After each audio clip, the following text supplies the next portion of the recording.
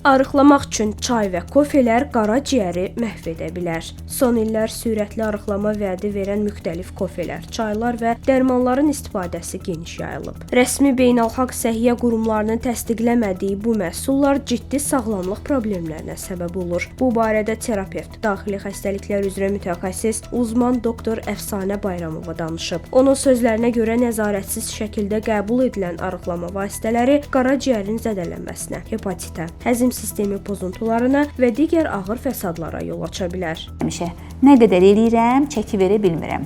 Ödemdir. Qadınlar deyir ki, üzüklər əllərimə olmur. Ayaqqabılarının razmerləri, ölçüləri böyüyür. Ödem nəticəsində, çəki alma nəticəsində tam dəyərləndirilməlidir. İrəli yaşlı insanlarda, 50-dən 60-dan sonra qadınlarda da, kişilərdə də artıq çəkiyə bağlı bu xəstələrin təzyiqi də yüksəkdir, şəkəri də yüksəkdir və şəkərə təzyiqə bağlı artıq böyrək problemləri də var. Artıq böyrək zülal itirir deyə ayaqda ödemlər var. Yəni kör-köranə arıqlama yöntəmlərini tapmaq altda yatan xəstəliyin gizlənməsinə səbəb olur.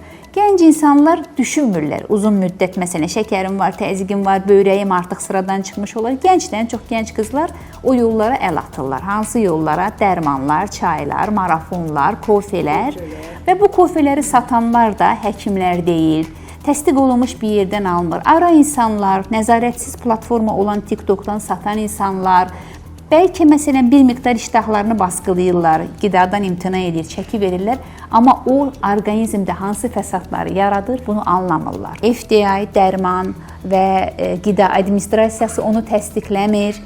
Səhər gün, yəni bir toksik hepatitlə, bir sağlıq problemindən gələndə kimdən yapışacağımız, dərmanı hardan almışıq, kimi günahlandıracağımızı bilmirik. Və zamanla uzun müddət kofe yaxud da çaylar, bitkiləri qəbul edən hansı gənc insan gedib qaraciyərimə toksik təsir edirmi deyə qaraciyər testlərini yoxladır. Yoxlatmır da bunlar heç bir simptom vermir. Zamanla qaraciyərdə fibrotik proses yaranır. İllər sonra pasiyent gəlir, qaraciyərində fibroz dəyişikliyi, bərkimə, daşlaşma, başqa bir səbəb də nə ola bilər? Zamanla o insanların qəbul etdiyi çaylar, dərmanlar, kofelər və s.